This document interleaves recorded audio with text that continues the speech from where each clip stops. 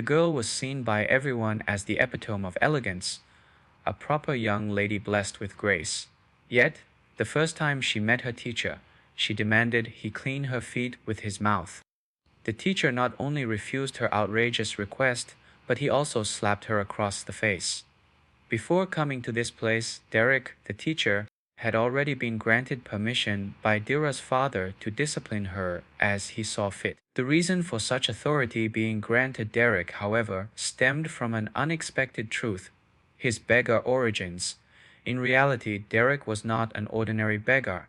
He was a traveler from another world, someone who had been transported into this new realm. Upon arriving, what greeted him was not a heroic destiny, but the harsh life of a beggar. His mentor in magic was no reputable wizard, but an old beggar who lived on lies and boasts. That old man was neither a secretive mystic nor a hidden master of great power. He was merely an ordinary one, star mage, barely scraping by. The old beggar constantly sought validation from those around him. Derek, on the other hand, was determined to learn magic, making them an unlikely but mutually beneficial pair. Even so, within a year, Derek achieved a level of magic mastery the old beggar had spent his entire life struggling to reach. Instead of celebrating Derek's meteoric progress, the old beggar dismissed him, shooting down his confidence with cruel words. "With your talent, you'll never make it past 2-star magic. Magic is a matter of bloodlines. The harder you try, the more futile it becomes. In this world, magic was the exclusive privilege of the nobility. Many aristocrats reached the level of 3-star mage well before adulthood." That night was particularly long for Derek. He couldn't discern whether the old beggar was warning him about life's harsh truths or wallowing in his own bitter regrets. The next morning, Derek found the old man dead. His body bore scars and fresh wounds, as if struck by a shield. Initially, Derek thought the beggar must have gotten into a brawl with someone. But later, the grim truth emerged: he had been beaten to death by guards. Why? Because he was caught stealing a 2-star spellbook from a warehouse. Nobody could understand why a beggar who had accepted that he could never rise to the level of a 2-star mage would risk his life to steal such a book. 4 years passed after the old beggar's death, and Derek found a new mentor. Her name was Cardia, the once proud matriarch of the now diminished Flameheart family and a 3-star mage who worked as a mercenary. At first, Cardia merely offered casual advice to Derek, impressed by this young mercenary who could already wield some exotic forms of 1-star magic. Cardia taught Derek more than just spells. She shared lessons about life, about human nature. She became a guide in ways beyond magic. But their dynamic shifted dramatically after a fateful event. One day, Derek displayed a rare talent for magic that took Cardia by surprise.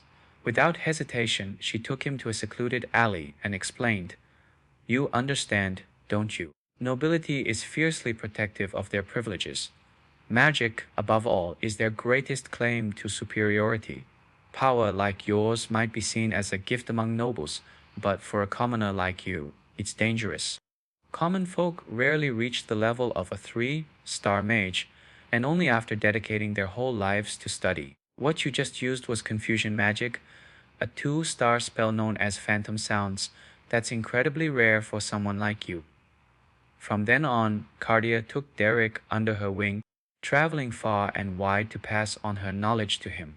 Occasionally, she even regaled him with tales of her noble upbringing and the intricacies of high society life. A year of such mentorship passed before Cardia departed.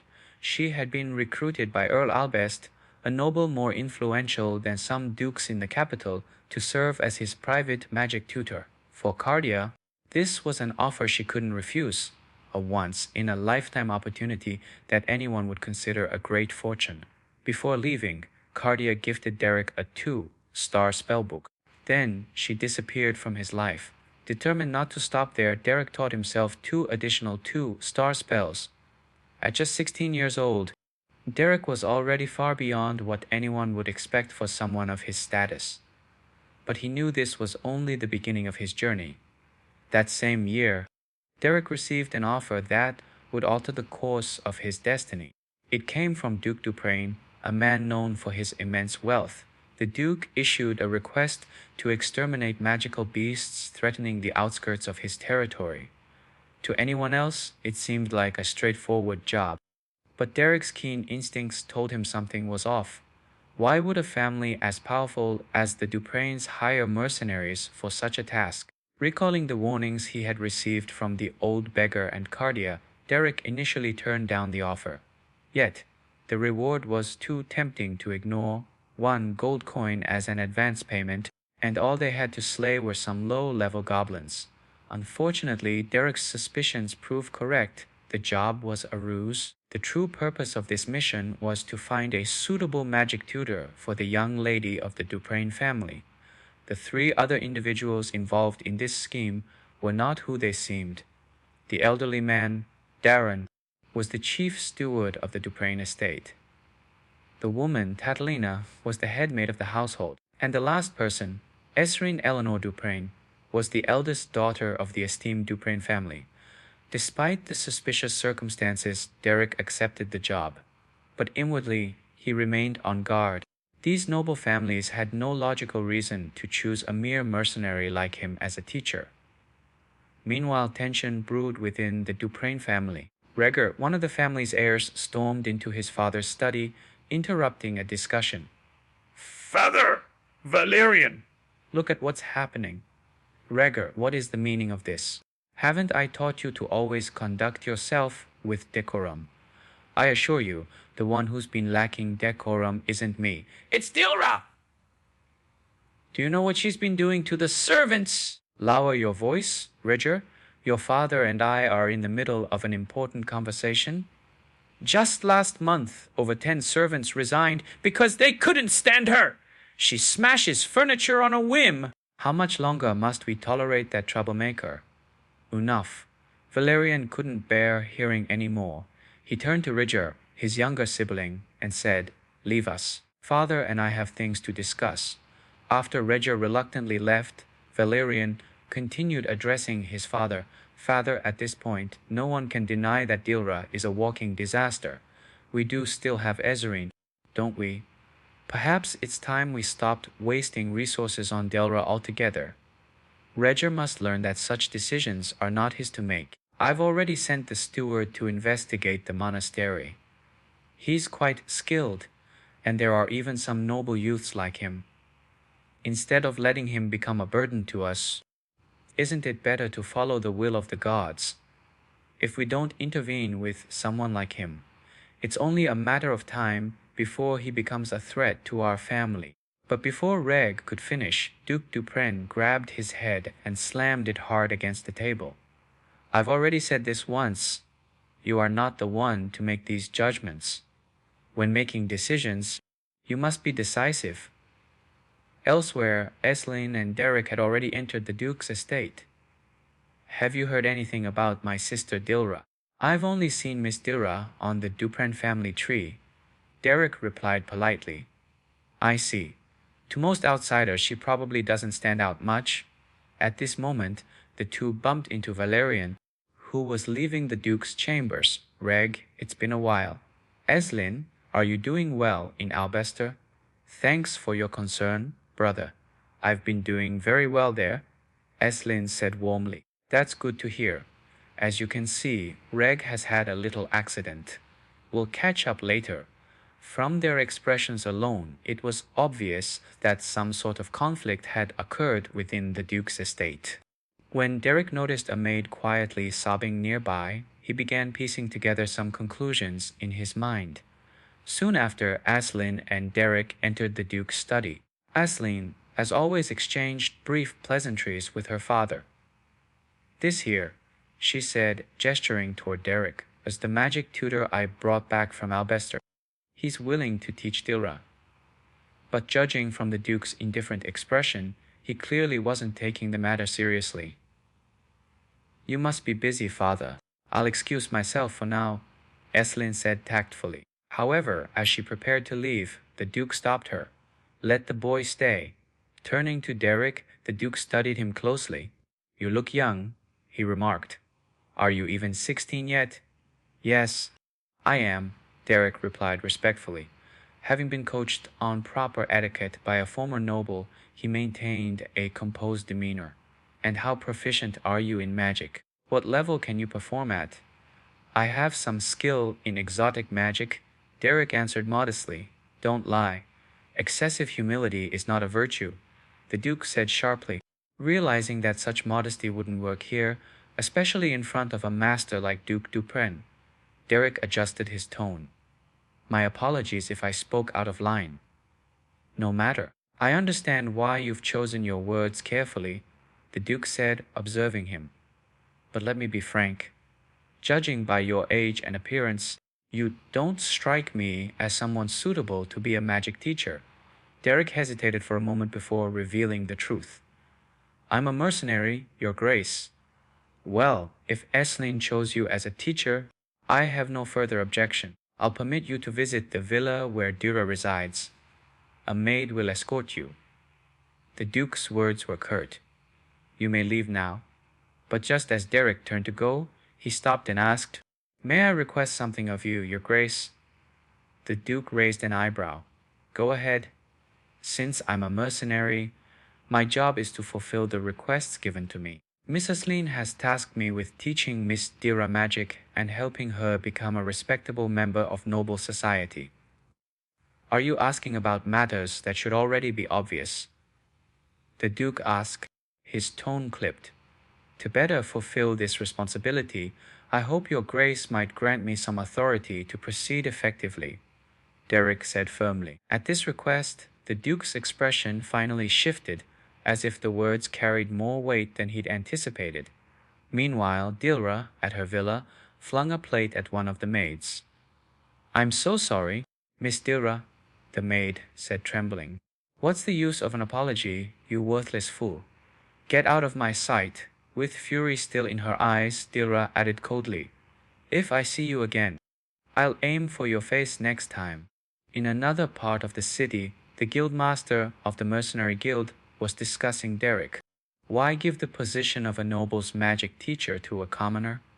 I've searched the entire continent for renowned magic instructors, but everyone has refused.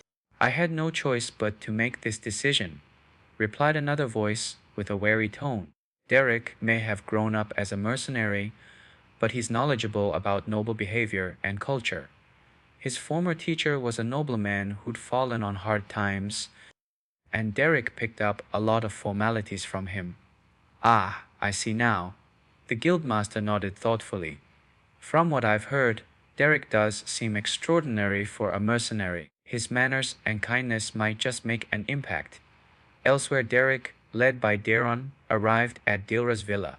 After knocking several times and receiving no response, he decided to enter her room. Hello, I'm Derek. I apologize for intruding, he said politely. Dira didn't respond but motioned for him to approach. The moment Derek stepped closer, she smirked cunningly. Without warning, she dumped a bucket of foul, smelling slop all over him. Oh no, what a mess, Dira sneered. I thought I'd spotted a rat, but it turns out to be the mercenary the butler mentioned. You really do look like a rat, don't you? I prepared this especially for you. Doesn't it remind you of home? The scent of the sewers suits you perfectly. Her taunts continued, biting and relentless. But Derek, drenched and humiliated, simply stared at her intently, his cold gaze unflinching. His reaction only unsettled Dilra further. She kicked him to the ground. Don't look at me like that, she snapped, taking off the shoe she'd used to kick him. You filthy rat! Do you honestly think you can teach me? Haven't the commoners taught you any sense? Meanwhile, back at the Duke's study, Duke Dupren sat deep in thought. Derek, the mercenary turned magic teacher, was proving to be far more intriguing than he had anticipated. It was clear that resolving Dira's issues would be no easy task. As Derek had said, I stand ready to ask my question because loving someone like Miss Dilra requires courage. How much authority can your grace grant me? The story cuts back to Derek. At that moment, he delivered a resounding slap to Dira's face. Without a doubt, Daira had never anticipated that anyone would be bold enough to treat her this way, staring at Derek in disbelief. The burning sensation on her cheek told her that he had actually hit her. Finally, Derek spoke, his tone cold. Stand up. Flashback to 3 years ago. Derek once posed a question to his mentor Cardia. Teacher, what would you do if you encountered a rude and ungrateful student? I would try my best to understand and be patient with them, Cardia replied serenely. Isn't that a bit too idealistic? What if it doesn't work? The essence of teaching, Cardia said firmly, was guiding students towards self-betterment. But if understanding and patience fail to bridge the gap, then a different method must be employed. What method is that? Derek asked. Instilling fear into their core. Back in the present Dira still couldn't comprehend that a mere mercenary had dared to strike her. Please treat others with care and respect, Derek said solemnly. I won't repeat myself. Dara reluctantly stood up, but the first thing she did was slap Derek across the face. Who do you think you are? What gives a lowly mercenary the right? Before she could finish, Derek's palm landed on her face once again. As I said, I won't repeat myself. Please treat others with care and respect. Dara was furious to the point of laughter seeing Derek dare challenge her. Butler, what are you all doing just standing there? This lowly scoundrel dared to hit me, she yelled. Hearing her outburst, Darrow, the head steward, rushed into the room. Miss Dira, are you all right? What is happening here? How could you lay a hand on the young lady? If the Duke finds out about this... Before Darrow could continue, Derek produced a document from his coat. Duprain. The Duke has decided that I hold full authority over Dira's education. This means that all of my methods, no matter the nature, have been implicitly approved by His Grace. Seeing the Duke's signature on the document silenced Darrow momentarily. Dara, too, realized then that the teacher standing before her wasn't someone she could easily dismiss. Later, word of Derek's actions reached Valerian, Dira's brother. Calm down, brother, Eithlin, his younger sister, said, trying to soothe his anger. Valerian stormed into Derek's quarters. So you're the mercenary, he said sharply, shoving the door open. Derek made no protest at the accusation. You dared lay a hand on Dira. Valerian roared. Brother, please, calm down, Ethelyn interjected again. Finally Derek spoke. I acted with Duke Duprain's permission. Ethelyn added, He's my guest, brother, and father has authorized him. If you act out of line, it'll reflect poorly on our family, and it's not what Dira needs. That guy has already dealt with her enough, Ethelyn said, trying to ease Valerian. To be honest, Dara sometimes needs to be shaken up a bit to learn a lesson. Don't worry, he won't hurt her, brother. Despite her words, Valerian grumbled, but quickly ushered Derek to Dara's room. Dara's chamber in the main house had been left unoccupied after she was sent to the villa. Within the room, Derek noticed a collection of delicate dolls and an unfinished array of paintings. She loves painting, Valerian said, a pained smile on his face. Whenever she would grab my hand, all flustered, and ask me to look at her creations, it was adorable. But she rarely finished a piece. She'd only work on the parts she enjoyed. Valerian's voice softened as he spoke. Ah, I'm sorry for my earlier behavior. I apologize again. No offense taken, Derek replied calmly. But I do wonder, why show me this room? I wanted you to see the child she used to be, Valerian answered. Once, she wasn't a girl who trampled over others. But at some point, that child became obsessed with lineage and nobility, and everything spiraled out of control. Eventually, she was exiled to the villa. I just want to help her, save her from being sent to the convent. If she could master even a single magic spell, I might convince our father to reconsider. Please, I'm begging you to save her. Seeing Valerian lower himself to plea for his sister's future, Derek let out a small sigh, waving his hand dismissively. She hasn't entirely abandoned magic, Derek observed, indicating a book filled with notes on the desk. These books, they're all about theory magic, aren't they? Yes, Valerian admitted. Our family has always followed the path of theory magic. As Derek scanned the notes, an idea began to form in his mind. I'll do my best, he said simply, passing the book to Valerian. That same night, while Dara was sound asleep, a sudden splash of icy water awoke her. The culprit. Derek, can you sleep after everything? Derek asked coldly. What? Are you insane? What's wrong with you? Dara sputtered, soaked head to toe. Come with me. Now, Derek ordered. Are you crazy? What could you possibly want in the middle of the night? Dara yelped, her voice echoing through the quiet halls. But despite her protests, no one dared to stop Derek as he dragged her out of the villa. Away from onlookers, Derek shoved Dara roughly to the ground. Do you really think this attitude of yours will get you anywhere? Derek said, his voice sharp. Quit dreaming. Who do you think you are? You think you're worthy of training me? Dara snarled back. With no one around, Derek's expression shifted, his tone darkening. Do you want to know a little secret? He whispered, leaning closer. In the eerie stillness, Derek's voice grew heavier.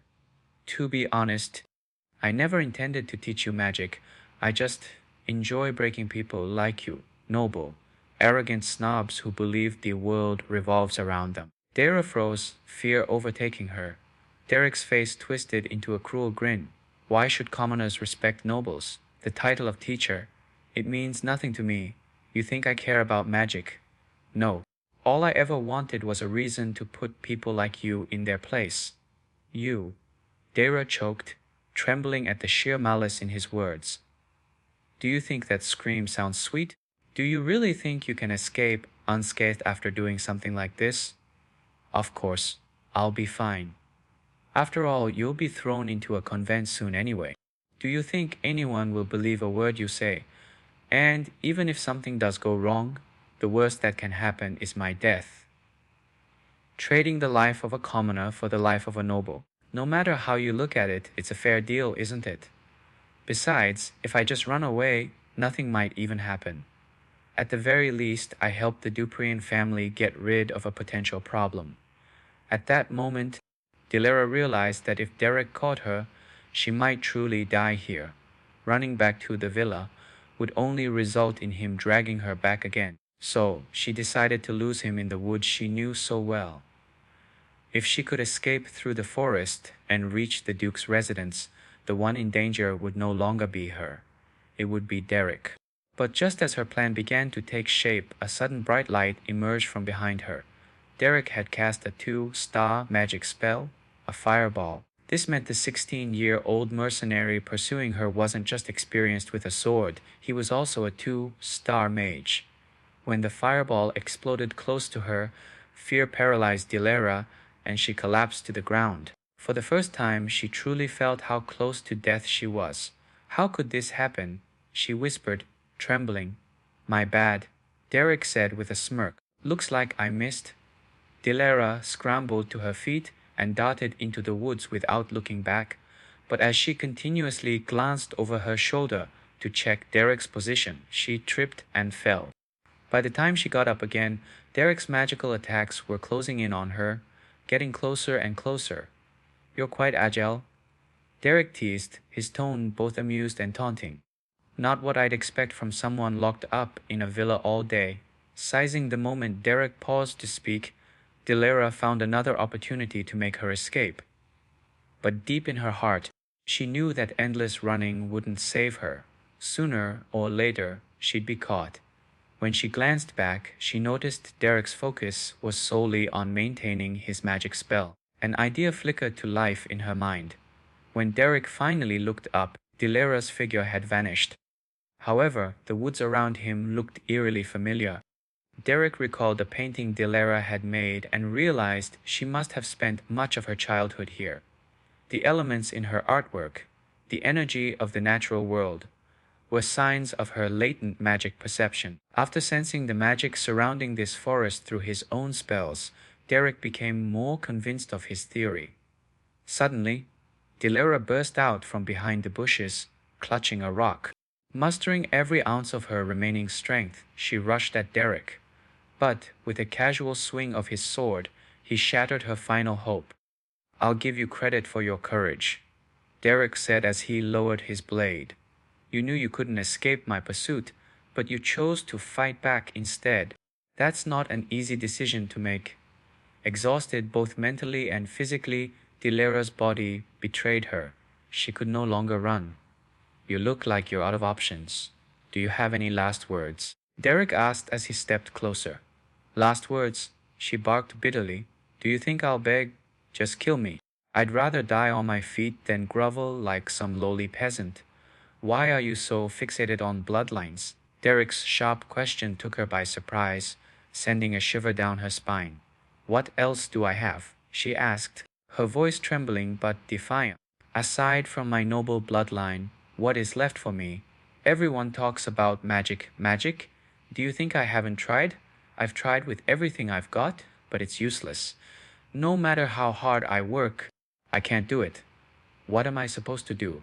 I'm no good at magic, no good at painting, nothing. If I lose even my birthright, what am I? Who am I? Derek gazed at her steadily. I understand now. Well, then I'll give you peace. Raising his sword once more, Derek prepared to strike the final blow. This time, Dilera didn't flinch or look away. She locked her eyes onto his, ready to face the end. But before Derek's sword could land, a wall of ice erupted between them, blocking his attack. The sudden magic was shocking, not just to Derek, but to Dilera herself. She couldn't believe it. She had managed to summon magic, something she hadn't been able to do her entire life. Impressive, Derek said quietly, lowering his weapon. It seems, miss, that you've finally tapped into your latent abilities. This might not technically qualify as magic yet, but your magic power has been ignited. You've done quite well. At that moment, all the pent-up frustration and despair within Dilera poured out like a dam breaking. After my observations, it's clear you belong to the wild school, Derek explained calmly. What school? Dilera asked. The wild school. He paused. You see, most nobles study what's called the orderly school, but all magic schools are essentially the same. It's just the way of comprehending and learning them that varies. You're a wild type mage. That's why using orderly school methods to teach you magic was a mismatch. It was bound to fail. Dilera stared at him in disbelief. How could you possibly know that about me? I noticed it in your paintings. You sense magic in the natural world and subconsciously express it on your canvas. Mages with potential for the wild school often feel magic in nature from a very young age. Well, it seems you've unlocked a crucial starting point. Derek continued. Smirking slightly, he added, not bad at all. You can go now. I think that'll do for today. As Dilara began to walk away, her steps hesitated. Wait, thank you. For everything back there. Derek raised an eyebrow but merely said, Is that sunset painting one of your masterpieces? My favorite. Actually, Dilara admitted. It's excellent work, he remarked before turning to leave. The next morning, Dilara wasted no time trying to activate her newfound magic, yet no matter how hard she focused, she couldn't get any progress. Frustrated, she went to search for Derek. Along the way, she startled a passing maid, who accidentally spilled water on Dilera's dress. The maid paled in terror, immediately bowing her head. I'm so sorry. Miss Dilara, please forgive me. I didn't mean to. The maid's voice quivered as she pleaded for mercy, fully expecting the worst. After all, Dilera's past demeanor often left servants trembling in fear. Please, just let it slide this time, she pleaded. Yet to the maid's astonishment, Diara didn't explode in anger like she typically would. Be careful next time, Diara remarked casually, her tone unexpectedly light. The maid blinked in disbelief. Without her usual tantrum, Diara simply walked away. Are you okay? She didn't hit you, did she? The other maids whispered when the incident was over. I'm fine, the maid replied weakly. It seemed something had changed since last night. Elsewhere in the manor, Derek, who had been busy all night, was fast asleep. However, his peace was broken by sharp knocks on his door accompanied by Diara's voice. So early? What's the matter now? Derek mumbled as he got up. Miss, you must follow proper decorum. he added, trying to keep his tone formal. You make it difficult for everyone when you act like this. I want you to teach me how to control my awakened magic, Diarra demanded. I tried on my own just now, but I can't do it. Her words left Derek stunned. He could hardly believe that in just one day, Diarra had already activated her innate magic. You promised you'd teach me today, didn't you? Just hurry and show me. Diarra insisted. Come back this afternoon, Derek replied before shutting the door in her face. Still half asleep, he wasn't fazed by her demands.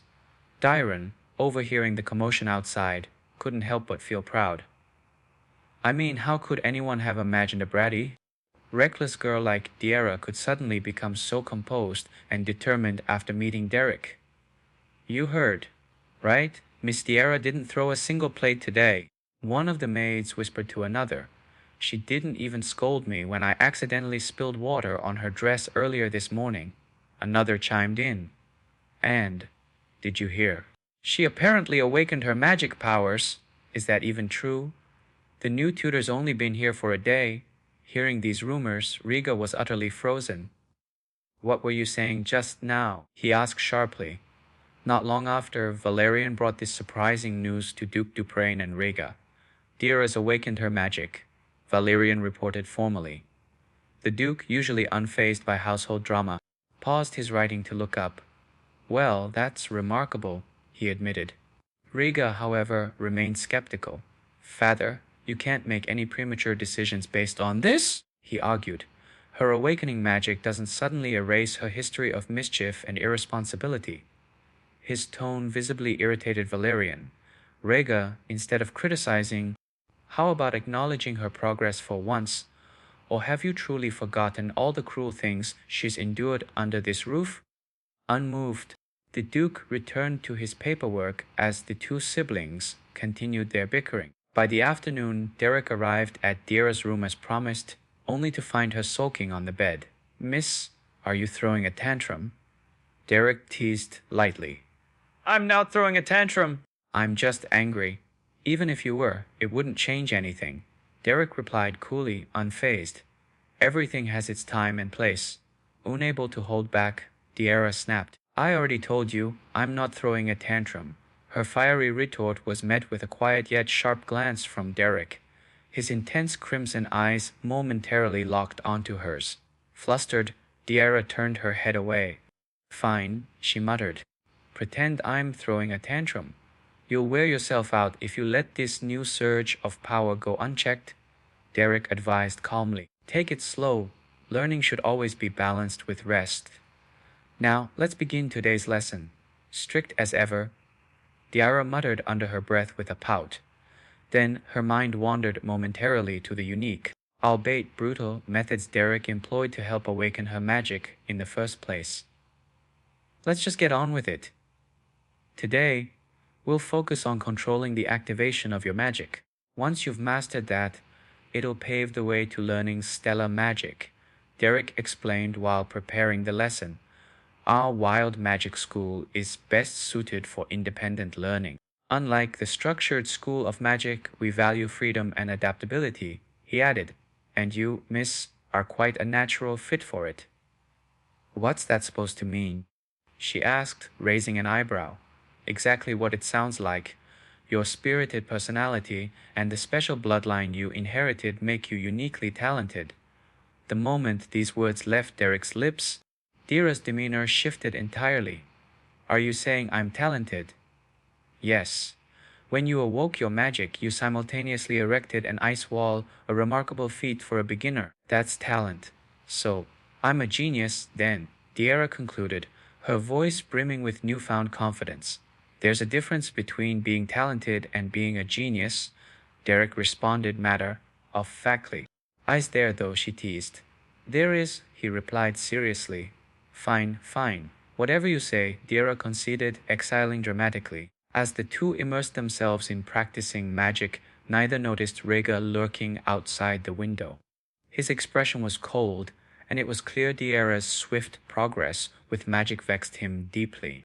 From that day forward, Diarra sought Derek's guidance daily. Derek, I can activate my magic now, but I still have trouble directing it. Derek, look. My hand's starting to produce frost, but it feels odd. Derek, listen. I can sense magic within me, but it's so strange. She followed him persistently, asking countless questions and showing him every incremental improvement. However, Valerian noticed her excessive efforts. One evening, Valerian stood in his chambers, his expression unusually stern, as he summoned Derek. You asked for me, sir. Derek greeted. Have a seat. Let's talk. My sister Diara, how has her progress been? It's been remarkable, though stellar magic remains a bit farther off for now, Derek replied, sitting cautiously. Is that so?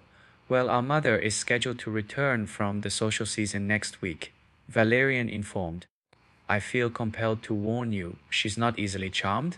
My role here is to teach, not charm, Derek replied simply. Perhaps, but noble families like ours grow wary of commoners in positions of influence. I trust you're aware of this? Derek nodded curtly. I'll tread carefully. Good. Valerian leaned back in his chair. As the next head of the Duprain family, it's my responsibility to ensure things go smoothly. That said, to embrace family members, I must treat every single member with sincerity. What a challenging task this is. The human heart is so unfathomable. How wonderful would it be if everyone's thoughts and values were aligned? Unfortunately, reality does not work that way. So, what exactly do you want to tell me? Delilah, my sweetest sister, no longer wants to play with me. Hearing Valerian's words, Derek was rather speechless. You know, Derek, I still vividly remember how you used to greet me with a smile when we were children. Is there anyone more angelic than him in this world? So, Derek, do you have any idea? Any way to help me win Delilah's heart? Why are you asking me something like this? Doesn't Delilah usually love being with you? Just as Valerian said, Delilah was currently running around looking for Derek. Why don't you take a look at this for me? Valerian said. I learned how to make dolls from the maids. Isn't it adorable? Don't you think it looks just like Delilah? Will this show her the love of an older brother? Excuse me for saying this. Derek responded bluntly, but Valerian, are you trying to curse her with this thing? Derek, you're utterly useless. Valerian retorted, frustrated. A week later, the Duchess returned. I've heard a lot about you, she began. They say an excellent magic tutor was hired. Such a pleasure to meet you. I am Miliela d'Aber Duplang. If you don't mind, I'd like to send a gift to your family's territory. I don't belong to any family or territory, came the reply. This took Miliela by surprise. I'm just a commoner, the magic tutor admitted. Miliela could not hide her astonishment. The supposedly talented magic teacher turned out to be a mere commoner. Realizing this, she stormed into the Duke's study. How could you let a commoner teach Delilah? What is going on here? My ears are working fine. Do you need to yell? The Duke replied coolly. This isn't about that. It's about Delilah, our precious little daughter.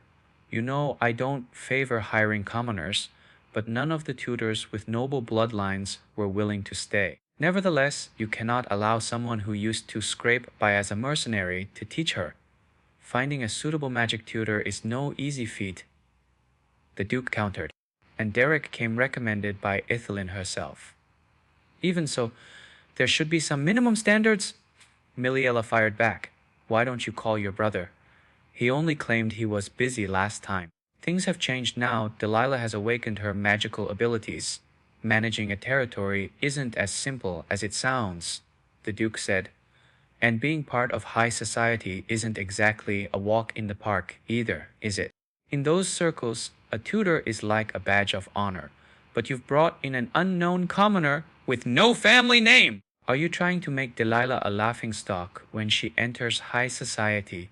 At this moment, Valerian entered the room. Mother, perhaps you should calm down. You're not here to argue with father, are you? Step out, Valerian. This matter cannot be brushed aside, Miliela said firmly. The real issue is whether this commoner magic tutor is even qualified to teach Delilah. That's the key, isn't it, Mother? Valerian said. Upon seeing Raja there too, Miliela's expression softened slightly. though her words remained sharp, a mere commoner teaching magic to a noble. This isn't exactly typical, but if this commoner truly possesses the skills, then maybe it's not such a big deal. Father, I'm willing to test Derek's abilities myself, Rager intervened. If I defeat him in a magic duel, it will answer your doubts. Forget it, the Duke dismissed. As a fellow mage, I must admit, Derek is indeed formidable. Hearing this, Rager fell silent. Then let me test Delilah instead, he finally said. Valerian began to suspect Rager might have an ulterior motive, seeming oddly fixated on his sister. If Derek is such a skilled tutor, then Delilah must have made significant progress under his guidance, Rager argued. I propose a magic duel with Delilah to assess his qualifications properly. After some hesitation, the Duke finally agreed to Rager's proposal. Once the two left the study, Valerian quickly caught up with his brother. Rager, what are you thinking? Why are you challenging Delilah to a duel? Do you really believe Delilah has turned over a new leaf? Valerian, have you already forgotten what she's done? Rager shot back. She's still your only sister, our family. Isn't she worth forgiving? Valerian implored. The sister you speak of will be the ruin of our family. Haven't her past actions already proven enough? Rager growled. Letting her mingle in high society will be our downfall. Is that really how you feel? Valerian asked quietly. Delilah crossed the line first. She belongs in that villa, and nowhere else. Caught between his brother and his sister, Valerian found himself uncertain of the right course of action. Soon after, having heard about the duel, Delilah went to find Derek. Rushing in here so early, what now? He asked. Rather than respond, Delilah threw a document onto the table. If I lose this duel, you'll be fired. I've already heard, Derek replied calmly. Young Master Rager is a seasoned magic user. The duel won't be easy. That's all you have to say. Delilah pressed him. If I lose, you're out of a job. I'm just a mercenary, Derek said lightly. As long as I complete the tasks I'm assigned and get paid, I'm fine. Besides, I've earned plenty from this job already. Delilah froze, shocked by his nonchalance. Are you serious? She managed to ask. The week passed quickly, and the day of Delilah's duel with Rager arrived. With the exception of Ethelyn, who was away, almost all members of the Dediber Duplang family gathered to watch. Derek simply greeted him as usual. From Derek's demeanor, it was clear he wasn't nervous at all. The Grand Duke couldn't help but speculate that Derek was quite confident. From the Grand Duke's perspective, Derek maintaining such composure in this scenario meant it wouldn't be a wise decision to dismiss him prematurely. What no one knew was that, in Reg's mind, this wasn't just a simple sparring match. He wanted to use this opportunity to completely destroy Diala. Inwardly, Reg vowed to make Diala regret everything she had done in the past. On the other hand, Diala, participating in a sparring match for the first time, stood resolutely, her gaze unusually firm. The scene rewound to that afternoon when she had spoken with Derek. Is that really it? Is there truly nothing else you care about? She had asked. My lady, you must have realized it by now, Derek replied calmly. Your magic growth has already entered the right path, though you might not yet be capable of utilizing advanced magic from distant stars. With time, you surely will. After all, you bear the bloodline of the Duprine family. Why are you bringing this up so suddenly? Diala stared at him, puzzled. As I mentioned before, the Wild School of Magic is inherently designed for self-teaching, Derek explained. Hearing those words, Diala was close to tears. So what? Why are you telling me all of this, Derek? I already know I'm not an exceptional student, but I still want to keep learning magic from you. I don't want anyone else as my teacher. I'll say this now, Derek responded plainly. I don't know much about noble sparring etiquette or rules, as I've never experienced such things. But I can teach you one thing: how to win in battle. So I'll ask you again, do you want to win? At that moment, Diala recalled harsh words she had once heard. Why would the Duprain family raise someone like her? Her siblings are so talented. It seems the Duprain lineage is destined for decline. Thinking of those words, Diela's eyes filled with determination. I want to win. I have to win. Diela wasn't standing here as Reg's sister. She stood here as Derek's student and a fellow magician. The battle began. The magical duel between Diela and Reg had officially started. As Reg watched Diela step onto the platform, he felt a subtle sense of unease. Was she really coming into this fight with the determination to win? As the two locked eyes, Daron's voice interrupted from the side. Both participants, prepare for the duel. The Kelvram Advanced Wizard Sparring Rules will apply, alongside General Perlum's Protection Array. The duel concludes when either participant activates the Protection Array, which deems the activator as the loser. Please ensure you're ready. The duel begins now. The General's Protection Array, designed to activate automatically when the wearer is on the verge of serious harm, could render any ongoing magic null and void. Some spectators murmured amongst themselves, amused. Can you imagine nobles fighting with something that expensive just lying there to practice with? Must be nice to have too much money to spend. The array functioned for a mere 10 minutes, which gave Reg plenty of time to aim for a decisive victory. He had no intention of allowing the duel to end in a draw, making this match of utmost importance to him. As soon as the duel began, Reg concentrated his magic in his hands, beginning his incantation. But while Reg was engrossed in preparing his spell, Diela remained motionless, standing quietly and intently staring at him. In a magical duel, one of the critical elements is the speed of casting spells. From a distance, the one who finishes chanting first often has the upper hand. Against an opponent like Diela, Reg assumed that a single spell of stellar magic would suffice. The second Reg completed his chanting, a razor-sharp blade of wind shot directly toward Diela. He was certain that the slow-moving Diela stood no chance of evading it. In fact, he had already envisioned the moment when the blade would trigger the protection array, forcing Diela back to the villa in shame. What Reg completely missed, however, was the unwavering determination in her eyes, a trait of hers he consistently underestimated. Just before the blade reached her, Diela crouched low and bolted to the side in a sharp burst of speed. This move was a rare display of agility from her, one that undoubtedly exceeded all of Reg's expectations. You're not getting away! Reg growled through clenched teeth, channeling more magic to alter the trajectory of his blade. Once again, the blade zipped toward Diela.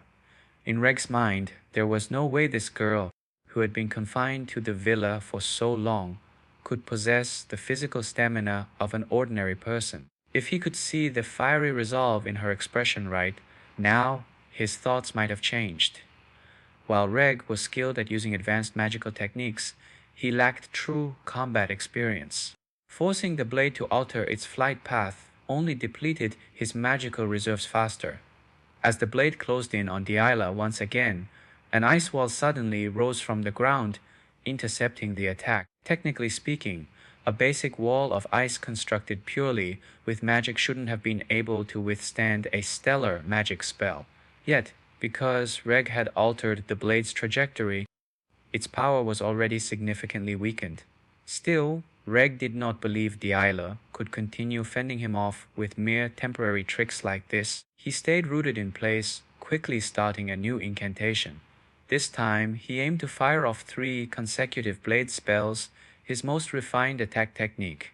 If Diela insisted on darting around the arena, all he needed to do was block all of her escape routes.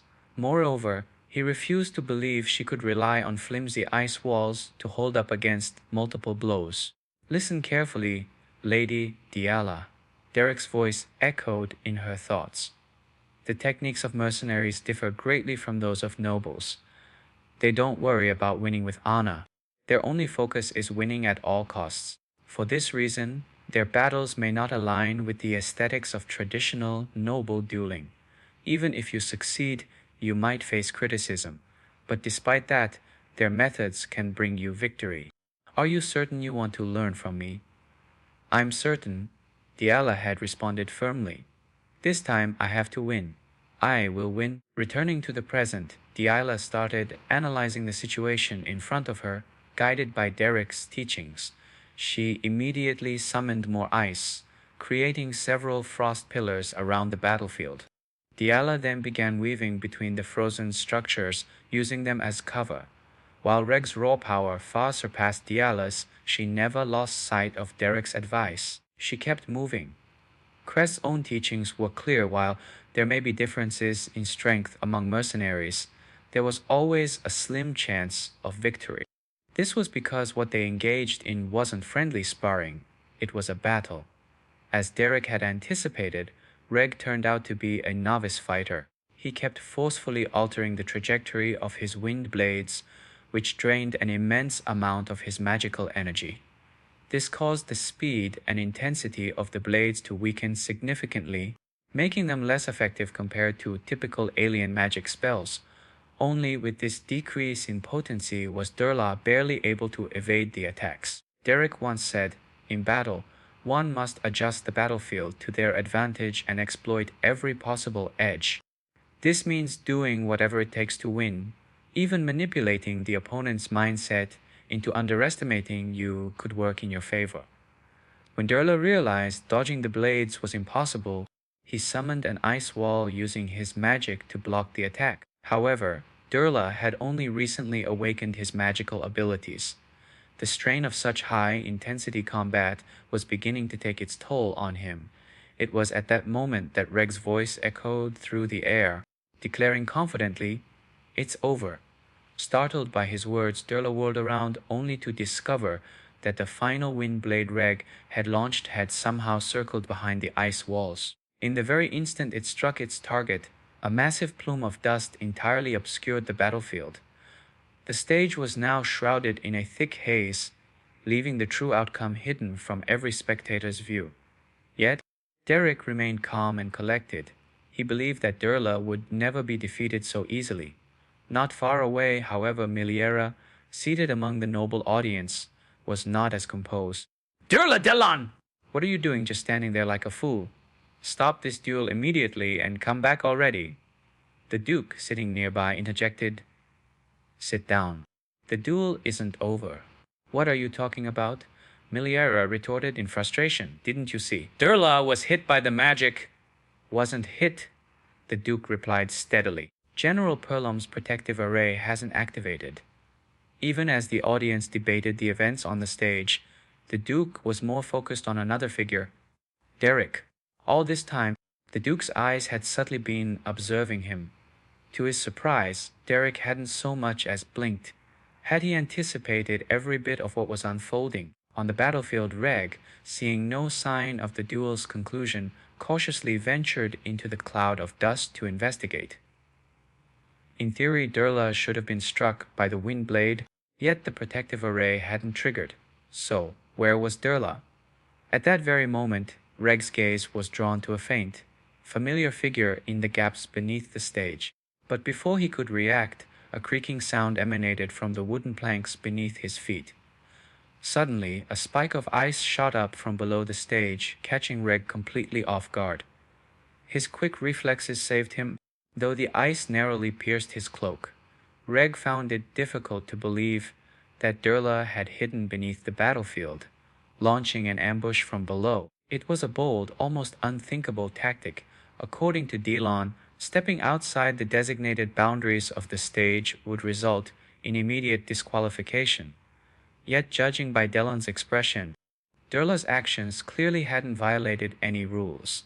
Still, such a rough and unconventional approach was completely unheard of in noble duels. As Reg contemplated this, another creak alerted him just in time for him to dodge yet another spike of ice. Though his movements appeared increasingly desperate, Reg managed to evade the attacks. However, the onslaught didn't stop. Within moments, 3 more spikes erupted from the floor, each aimed precisely at Reg. Unlike typical attacks, these ice spikes couldn't be seen or predicted, and just one successful hit would spell defeat for him. This fight had no trace of the grace or honor expected in noble battles. Durla had completely disregarded those principles in his relentless pursuit of victory. It was then that Reg finally pinpointed Durla's location beneath the stage and managed to get a clear look at him. Durla's eyes revealed a cold, emotionless determination, a gaze entirely uncharacteristic of him. Yet somehow it felt eerily familiar to Reg. The realization struck Reg like lightning. It was the same piercing gaze he had once seen from a mercenary who, even when grabbed by the collar by Valerian, showed no sign of fear or emotional fluctuation. It dawned on Reg that Durla's tactics were unmistakably influenced by his magical trainer. Knowing this, Reg felt there was no point in maintaining the facade of noble courtesy. Without a second thought, Reg tore off his ceremonial cloak. If Durla was going to discard noble etiquette in favor of victory, then Reg had no choice but to adjust accordingly. Offstage, Miliera was utterly exasperated. What kind of madness is this? Hiding under the stage? It's nothing but dust and dirt down there! Darling, do something! Put an end to this right now. The Duke remained unfazed. Durla hasn't broken any rules. Finish watching the duel first. As a seasoned veteran of countless battlefields, the Duke's calm demeanor never wavered. With his chin rested on his hand, he silently observed the chaotic yet thrilling exchange onstage. Meanwhile, beneath the stage, Durla wasn't striking blindly. He was carefully observing the movements above, or more specifically, the flow of magical energy. Every time Reg initiated a spell, Durla was able to pinpoint his location through the energy's movement. This strategy forced Reg into a tight corner. He had to either interrupt his chanting to evade or convert offensive spells into defensive ones. In this tense back and forth, Reg soon realized Durla's true aim. He was trying to drain Reg's magical energy. But at the same time, Reg devised a way to break the stalemate. Suddenly, Durla noticed something unusual. The flow of magic on the stage had completely vanished. It was clear that Reg was up to something. No matter what Reg had planned, Durla was confident he could counter it by interrupting Reg's spells. Even Delan, who had been observing in silence, couldn't help but be surprised. Reg had climbed up the flagpole that bore the Duperlane family crest. From this elevated vantage point, Durla wouldn't be able to track him through the energy flow. Yet, the same precarious position meant Reg couldn't properly finish his spell either. The only solution left was to completely shatter the performance stage, leaving Daira no place to hide. Without hesitation, Reg unleashed a magic arrow, targeting the base of the flagpole. With a loud crack, the flagpole bearing their family crest fell, and Reg seized the opportunity, leaping to the top of the collapsing pole. His intent was clear. As the flagpole destroyed the stage, he would enter the space underneath it. Seeing this, Miriella stood dumbfounded. She couldn't fathom that her proud son would pull such a reckless move. But Reg in that moment had no care for how others viewed him. As soon as he landed beneath the shattered stage, he began scanning the surroundings for Daira. In the haze of kicked-up dust, he quickly spotted a figure running. Without a moment's delay, Reg summoned his magic sword and thrust it forward. Noticing the magical energy rippling through the air, Daira instinctively tried to conjure ice spikes. But to her frustration, her magic reserves had run dangerously low. She knew she'd need to figure out a way to recharge her magical energy, all while staying on the run. Fortunately, the dense dust in the air slightly altered the trajectory of Reg's sword, just enough for Daira to narrowly avoid the attack. But to Reg's astonishment, Daira turned and charged straight toward him. He hesitated for only a second. If one magic sword landed, this duel was his victory. What Reg didn't anticipate, however, was Daira abandoning magic altogether. Instead, she lunged and delivered a sharp kick to his chest. In that fleeting moment, Reg saw something in her eyes, a fierce, killing intent, a cold determination he had seen countless times when they were children, the kind of resolve that would do whatever it took to achieve its aim. The kick to his chest left him momentarily winded, but the surprises weren't over.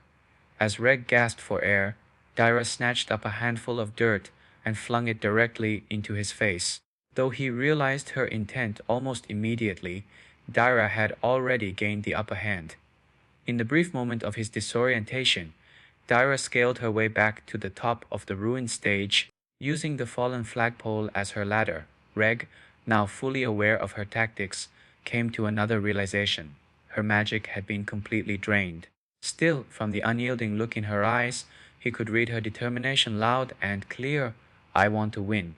No matter what it takes, I will win. I must prove my worth through victory. This unwavering spirit reignited a fire within Reg's heart, not as a rival, but as Dyra's older brother. By the time Reg reached the top of the stage, Dara stood nearby, glaring at him with a fierce, almost primal intensity. Bloodied, battered, but resolute, she refused to yield. In that quiet moment, Dyra recalled the lesson Derek had taught her that fateful night. Imagine it's like painting a canvas. Magic is the paint. Incantations are the brush. You bring the scattered colors together and paint your masterpiece. That masterpiece is your magic. Under the starry sky, that silver-haired mercenary had spoken those words so earnestly. With stars reflected in her eyes, Dara had gazed at the heavens and made her decision. She wanted to capture it all, the stars, the flowing magic in the air, and the silver-haired boy beside her. Closing her eyes now, she envisioned that vivid night, tapping into every last ounce of magic within her. It was as if she were painting with her very fingertips, tracing images across an invisible canvas. The air grew colder as the surrounding magic began to respond to her call. Energy swirled at her fingertips, gradually coalescing. The first masterpiece of her magic was about to take form. When she opened her eyes again, Dira unleashed her unique etheric star magic. In an instant, an ice spear materialized beside her, glinting with a chilling aura. This was etheric star magic ice spear. Seeing the spear form completely, Darren visibly recoiled in shock. My love, look at that. It's etheric star magic. Dyra used the etheric star magic! The ice spear? You finally done it, Dyra! The emergence of the ice spear silenced the crowd. No one dared interfere in the duel anymore. Even Reg, watching from across the stage, felt a newfound respect for his sister grow. In his heart, he vowed to honor her by giving this duel his all. Without hesitation, Reg conjured a number of magic swords. Dyra had managed to harness etheric star magic, her debut creation, but Reg was confident that the outcome wouldn't change. As the ice spear solidified, Dara hurled it directly at Reg, streamlined by the sharp intent driving her action. At nearly the same time, Reg unleashed all his swords in her direction. The clashing of their magic met at the heart of the stage, creating a brilliant explosion. Dust and smoke filled the air once again, obscuring everyone's view of what had transpired. Miriella clutched her chest in growing worry for her youngest daughter. Bit by bit, the smoke dissipated, revealing a protective, magic barrier. The duel was over. The barrier belonged to Reg's side. Despite giving her all, despite exhausting every resource she had, Dyra had lost. Her first attempt at etheric star magic had been impressive, but her ice spear missed its mark. Derek, quietly lowering his head, said nothing. Moments later, the reality of defeat fully hit Dyra. Tears rolled down her cheeks in heavy drops. Throughout the duel, both Dyra and Reg had fought with everything they had, earning the nod of approval from Grand Duke Dufresne. Look at this chaos, my dear. Is this what passes for a proper magical duel? This graceless display. How ridiculous it is to have commoners meddling in the arts of magic. This so-called teacher has truly ruined Dyra. Duchess Raymonda Oswald sneered, clearly displeased. Grand Duke Dufresne, a man who had carved his path through the battlefield since youth, towered silent amidst the complaints, gazing instead at Dyra in the center of the stage. Derek had encountered too many people in his life, and among the nobility, he noticed one common thread. Nearly all of them had a pair of eyes that sparkled brilliantly. But not everyone was fortunate enough to possess such a glow. When someone had endured setbacks and failures from a young age, their eyes often grew hollow, devoid of light. He remembered vividly a young girl locked away in a mansion after facing countless defeats. Her lifeless gaze fixed on the wall, a shadow of the once spirited soul she had been. The Duke of Duprain could do nothing to help his daughter. All he could do was be patient and understanding with Dilara, hoping that time would heal the wounds she carried deep within. He longed for the day when the light might return to her eyes. The Duke believed in this hope. He waited, with the steadfast faith of a parent, for Dilara to find her own path once again.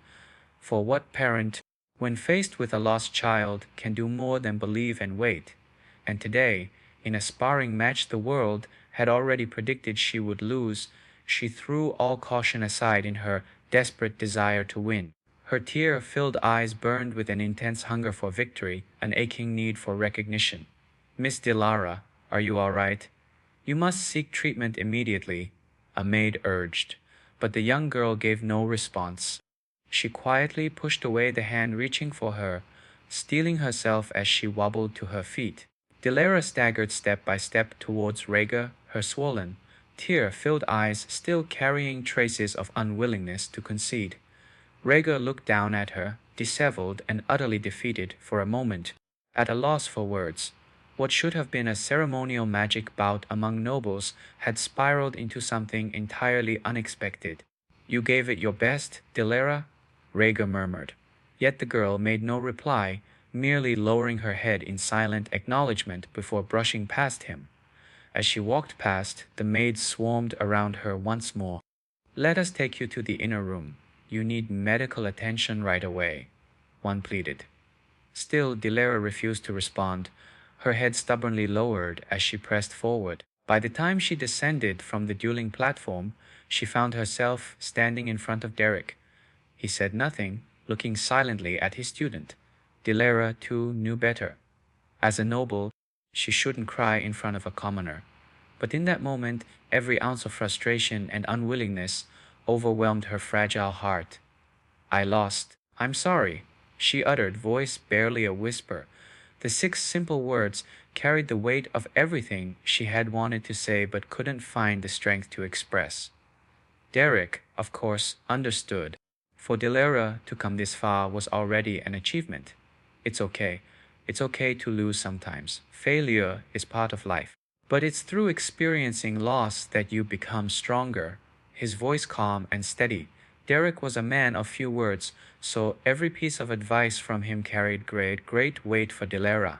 And with his words, it was as if the dam holding back her emotions finally gave way. She broke down, sobbing uncontrollably, while the maids hovered around, anxiously debating how to treat her physical wounds. But at that moment, Dilara needed something more, a chance to release everything she had been holding inside. Just then, the Duchess Miliela descended from the viewing platform. "Dilara!" she called out, running towards her daughter. "Dilara, my precious girl, what has happened to you? You must have been through so much." The Duchess knelt beside her. "It's okay now. Everything is going to be fine. Go get treated. Let me handle everything for you." Tears streamed down Miliela's face as she watched her daughter being led away by the maids. Then her expression shifted. Her gaze turned sharp as it fell upon Derek, standing not far away. Without hiding her fury, Miliela strode towards Derek. Derek looked back, only to be met with the fiery anger in her eyes. "You despicable man! Do you even realize what you've done?" Miliela spat. "Did you think you were brilliant, teaching her some lesser magic? How dare you poison her with such crude tricks?" Without hesitation, Miliela slapped Derek across the face. "You pompous commoner, how could you teach our pure, noble daughter such useless, base skills?" Her voice was laced with disdain as she struck him again. "There is a world out there you can't possibly comprehend, a world of decorum, grace, and refined power, a world where magic duels showcase skill and authority, upholding the values we stand for. And what you taught her was no duel at all." But then something happened that stunned everyone present. Miliela, her cheek turned sharply from a sudden blow, realized she had just been slapped, not by Derek, but by her husband, the Duke. "Do you even know who acted with the most recklessness here?" Duke Duprain's voice was cold. "What on earth are you talking about? This man is just a mere commoner." "You're right," Duprain replied, calm yet firm. Yes, he is a common man, insignificant to you, but he is also our daughter's teacher. What kind of parents mistreat the teacher tasked with guiding their child? Everyone loves their children differently. I hope, Maliela, that you can find it in yourself to understand this. Even Derek, ever calm and composed, looked shaken as the Duke defended him. It's fine, Derek muttered quietly, but there are matters I must discuss privately. Let's move to the drawing room. Miliela watched in stunned silence as her husband walked away. She could hardly believe what had just happened. Her husband, the revered Duke Duprain, had slapped her, all to defend a mere commoner. In the drawing room, the Duke didn't hold back his admiration for Derek. You've done well with Dilara, better than I could have hoped. As the master of this estate, I owe you a great debt. It's time I offer you the highest reward a commoner can aim for here. Would you like to become a 3-star mage? Derek froze, caught off guard. There it was, the thing he wanted most in the world. Duke Duprain could see through him with disarming clarity, knowing exactly what would bind Derek to his service. And as a wandering mercenary who understood the fleeting nature of opportunity, Derek responded without hesitation. Yes, I want it. Moments earlier, the Duke had assessed Derek's contributions carefully. You've taught Dilara magic well. This level of achievement alone is insufficient. In the Duprain family, there are plenty of people who are qualified to guide Miss Dilra. Now that he has mastered magic, he will undoubtedly continue to grow in the future. You're not wrong, said the Duke. But what my daughter needs isn't just a teacher in magic. She needs a mentor. My eyes don't deceive me. Even though you're a commoner, you carry ambitions so lofty that not even dreams would dare venture there. You must know how offensive this is to the noble class with their pride and airs. But given your accomplishments, I'm willing to turn a blind eye to that. As Duke spoke, the room was steeped in a subtle tension. Just as the Grand Duke has said, Derek's ambition isn't limited to the 3-star proficiency. In time, he dreams of surpassing 4 stars. And just from a glance, he's perceived it all. That's what's terrifying about him. If you carry such aspirations, the Duke continued, I doubt you'll stay with the Duprains for long. In fact, I already know you're preparing to leave Elbest soon. You're correct, Derek replied calmly. I don't begrudge your ambition, the Duke admitted. However, I still hope that you'll spend a bit more time teaching Dilra. To entice Derek to stay, the Duke permitted him unrestricted access to the 3-star magic tomes within the Duprain family's private library. Not long after, Derek found himself descending into the library's underground vault. The air was thick with the quiet hum of ancient knowledge. He picked a book at random, its brittle parchment adorned with dense, unfamiliar script. It was undoubtedly a genuine 3-star magic tome. It was remarkable to think that even a 2-star spellbook was a treasure only the supremely wealthy could afford. Yet here, shelf after shelf was stocked exclusively with 3-star works. The Duprain family's library, one of the top 3 on the continent's western side, was truly extraordinary. The sheer worth of these books alone was reason enough for Derek to linger here. Still, he thought to himself, if word of this got to Pelina, who loathed anything associated with nobles, it might cause trouble. A few days later, Dilra had mostly recovered from her injuries. I've now achieved beginner stardom in magic, she declared, but I'm far from being called a true 1-star mage. You shouldn't say it like that. Dilra's face lit up as she spoke to Derek. You should be proud of your disciple's success. Of course I'm proud of you, Derek said, his voice warm. But I can't deny, it hasn't been easy. You're much better now, Dilra observed, her large eyes sparkling with enthusiasm. After the sparring session that day, You cried so much! I did not cry! Derek protested. That was due to the dust. It was all the dust getting into my eyes! You could have told me sooner, Dilra pouted. I thought they were going to kick you out. Now, let us begin class, Derek said to shift the attention. As you've developed so rapidly, The other types of starlight magic should be relatively easy for you to grasp. Hearing this, Dilra leaned in, beaming brightly. What did you just say? What's going to be easy? The speed of your growth, Derek clarified. It's rare to see someone awaken their magic so quickly and then be able to use starlight magic not long after. I told you, Dilra grinned confidently. When I say I'll do it, I do it. So, what are we going to learn next? Magic swords, razor, sharp wine blades. I've seen Reg use those and they look incredible. Though I gotta admit, my ice lance is pretty strong too. With practice, I might even beat Reg. We'll be working on mana manifestation, Derek replied. But why? Dilra asked, clearly puzzled. Aren't we supposed to be focusing on starlight magic? There are many reasons, Derek explained, but the foundation is always the most important. When you boil it down, it's all about mana. Alright then, Dilra sighed, letting her curiosity be subdued. If you say so, I guess I don't have much choice. I thought we'd be learning some cool spells. What a letdown. As she spoke, Dilra cast a sly glance at Derek. He caught her gaze and couldn't help but smirk. Why are you staring at me like that? Dilra asked, feeling self-conscious. Is there something on my face? Not at all, Derek replied lightly. It's just you being this obedient is very unexpected. And what exactly do you think of me? Dilra huffed indignantly. I've always respected your judgment, haven't I? That might be true. Derek conceded. But let's not forget when we first met. You threw dirt at me. Twice. You still remember that? Dilra exclaimed, shocked. Hard to forget something like that, Derek said, chuckling. Dilra quickly changed the subject, her voice full of faint cheer. The weather's so nice today! Mana manifestation practice sounds really exciting, right? Watching her awkward mannerisms, Derek shook his head with an exasperated sigh. The lesson carried on until evening, with Dilra collapsing onto the ground in exhaustion by the time it was over. As she rested, Derek approached her. She quickly sat upright.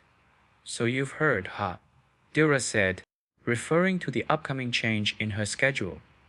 Starting next week, you'll be attending general education classes to prepare for social life among the nobles. Isn't that a good thing?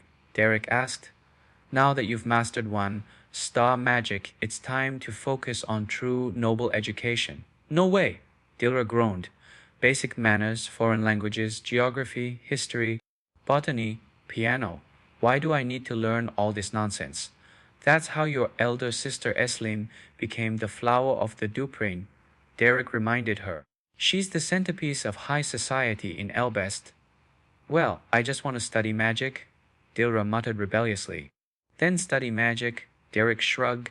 I have plenty of time since I was hired by the Duke himself. Do you really have that much free time? Dilra asked suspiciously. At this point, who can kick me out? Derek teased. There's still one person, Dilra countered.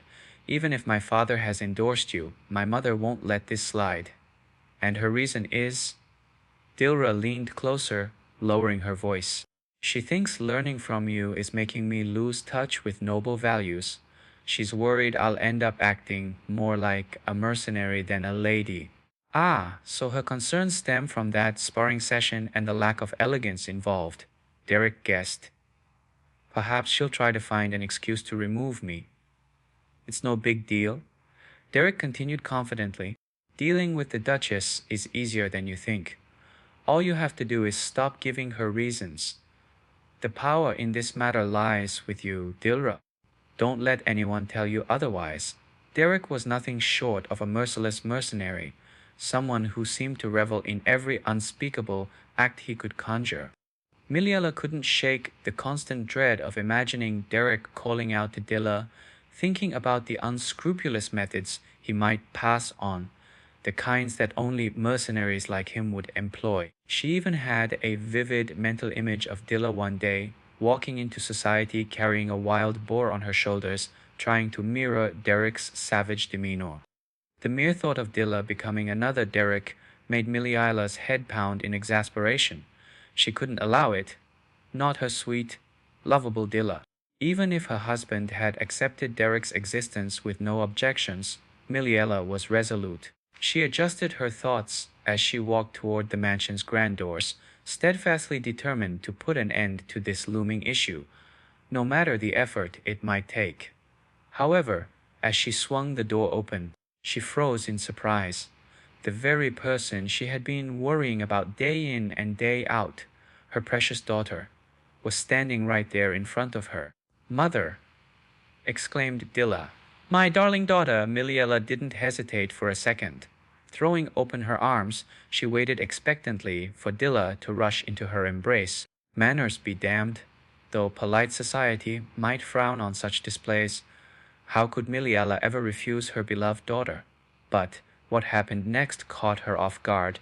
Dilla didn't run into her arms. "Did you sleep well last night, mother?" Dilla said, her voice composed and formal. Instead of the usual affectionate hug, she gracefully lifted the sides of her skirt and offered a poised curtsy with hands folded before her. In that instant, Miliela could hardly believe her eyes. "I've been recovering in the guest villa and regrettably haven't been able to visit often. It's truly a shame," said Dilla with an air that was far too refined for the girl Miliela thought she knew. "I wanted to have a long chat with you, but I simply mustn't be late for my piano lesson this morning." Hearing these words, Miliela instinctively adopted the regal posture of nobility herself, though she was still baffled. "Oh, I see. As they say, duty calls. I apologize for keeping you, my dear." "I deeply appreciate your understanding, mother," said Dilla, giving a slight bow to convey her respect. "My schedule has been quite full these days." "But Dilla," Miliela managed to stammer, "don't your etiquette lessons actually start next week? Isn't this all a bit early?" "Yes, mother," Dilla replied, her voice calm. "Thank you for your concern. I'm eagerly looking forward to my lessons." For brief seconds, Miliala felt as though she was seeing a reflection of Aislinn, her elder daughter, emanating from Dilla's demeanor. The transformation left her momentarily speechless and fumbling for words. "Well, off you go now. Don't let me delay you," Miliala finally said, waving Dilla off in mild disbelief. As Dilla passed by a maid standing nearby, the wooden serving tray in the maid's hands suddenly slipped and fell to the floor. "Careful not to hurt yourself," Dilla said gently, her voice so serene it was almost unsettling. "Be mindful not to push yourself too hard." The maid, trembling as if she'd just seen something utterly terrifying, stammered, "Why? Yes, Miss Dilla. Beyond the northern walls of the estate, in the district where nobles gathered, a small circle of elite ladies engaged in polite chatter. Aislinn seems to be smiling more these days," said one lady, her tone light and conversational. "At the last ball, I confess I was quite worried seeing how troubled she'd look it. You could tell." Aislinn laughed softly. "I didn't think it was so obvious. Although, I do feel much lighter hearted now. The majority of my concerns have been resolved." "That's such wonderful news," replied the lady, Elinette, the second daughter of the prominent Count Belmerd. "You know, I'd heard rumors of you frequently going beyond the noble quarter to aid others. I confess I fretted on your behalf." "Oh, thank you for worrying about me, Elinette," Aislinn replied warmly. "Actually, much of mine too. And fro was because of my younger sister, Dilla. It seems she's in need of a skilled magic tutor, so I've been personally seeking one. That's why things have been so busy." The mention of this piqued Elinette's curiosity. "Your sister, Dillo?" asked another noblewoman, Dennis of the Burtis family, clearly intrigued. "Oh, I caught a glimpse of her at your estate not long ago. I hardly recognized her. Her grace and poise are remarkable now. I even heard she's mastered otherworldly magic. She's so refined that I almost feel I need to step up my own effort." Dennis was growing increasingly puzzled. Why would someone of Aislinn's status bring up her younger sister, about whom little had ever been said before? "You mean to say you found an extraordinary magic teacher for her?" Dennis ventured further. "Yes, The teacher's background may not be particularly distinguished, but their teaching skills are exceptional. It was worth every ounce of effort I spent persuading the Belgian mercenaries on this matter, Eslin explained offhandedly. The instant Eleanor and Dennis heard the word, mercenaries, palpable shock rippled through their expressions. Eleanor's mind immediately conjured memories of how the Belmont family's former head chef had been essentially expelled by Dilla from the Duprin estate, the chef's crime, making a soup that was allegedly too hot. To think that such a chaotic child could transform into a capable practitioner of magic, Eleanor found herself profoundly curious about this mysterious teacher. Miss Aslin. Eleanor leaned in conspiratorially, her interest undeniable. Might you share the name of this magic teacher?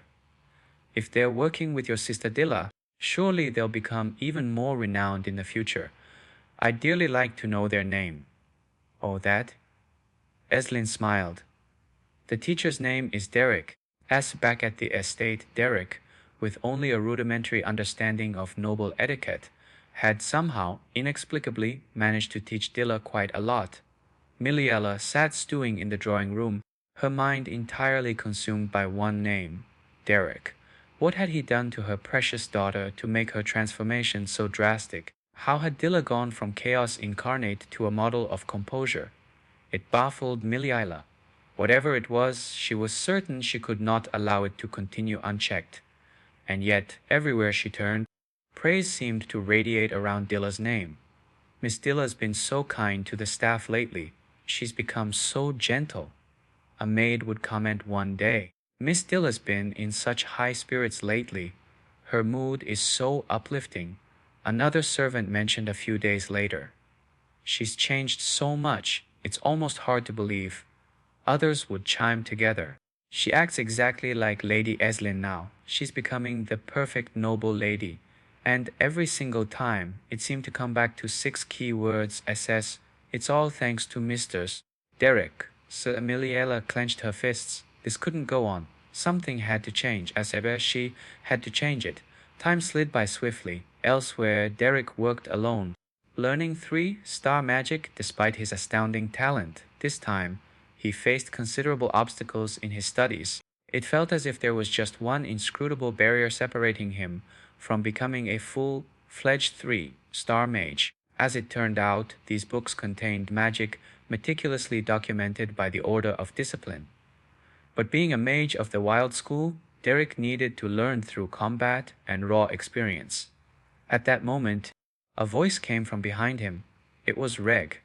Apologies. I hope I didn't interrupt your training. It's no problem. Is there something you needed? Derek asked. It's about Derla.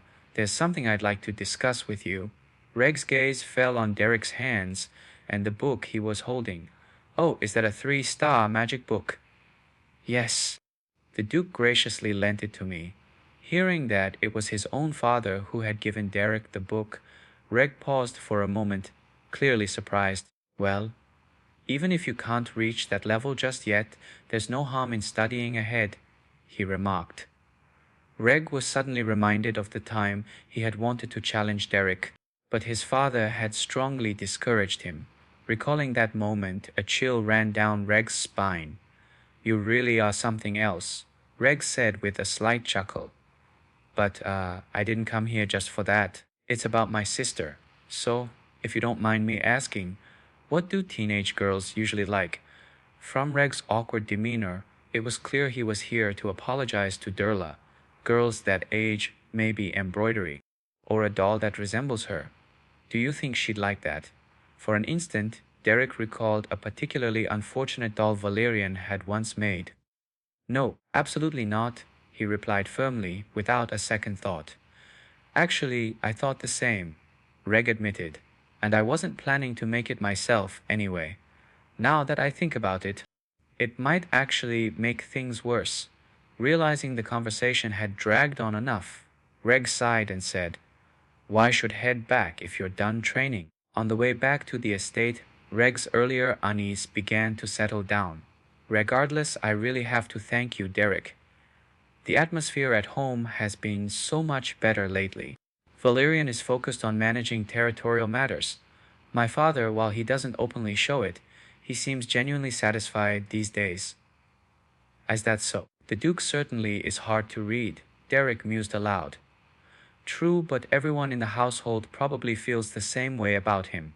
After a slight pause, Reg added, I realize I have to face things I've been avoiding. People can change, especially someone at Durla's age. I'm not sure if I just didn't notice or if I was actively ignoring it, but now that Durla's changing, I want to try to change too. This wouldn't have happened without you, Derek. You've done so much for us. Hearing this, Derek only lowered his head silently. But speaking of Durla's magic, it seems like she's practicing it differently from what's typical. Have you noticed those differences? Well, honestly, it feels like she's painting a picture with her magic, Reg said thoughtfully. At that moment, Derek realized the natural distinction between nobles and commoners. When it came to sensing magic, nobles seemed to possess an innate edge that commoners simply couldn't surpass. You're right. Durla is using wild magic, Derek explained. Wild magic whom? I've heard a little about it. Maybe when she reaches a certain level, even without me teaching her, she will be able to walk her own path in magic. And at that point, a teacher's involvement might actually hinder rather than help her growth. That makes sense. Once someone reaches their own threshold, eventually the light always comes. Reg nodded. Before they realized it, 2 months had passed since Durla's notable transformation. Flowers were unexpectedly blooming near the estate. Why are flowers here? Durla asked. I saw how lovely they were and thought they'd look good in your hair, said the servant, handing them over. They smell so sweet. It feels like spring has never left, Durla said softly, smiling. Over these months, she had not only mastered basic one, star magic effortlessly, but had also grown much closer to the servants around her. Reflecting back, she realized just how much she had missed, and it was all thanks to Derek. I was wondering why you seemed so happy today, the servant teased. Could it be because it's magic lesson day? Do I really seem that happy? Durla laughed. Later, she insisted on saving a flower to give to Derek. But not long after, the flower she had carefully set aside dropped to the ground with a soft but resounding thud.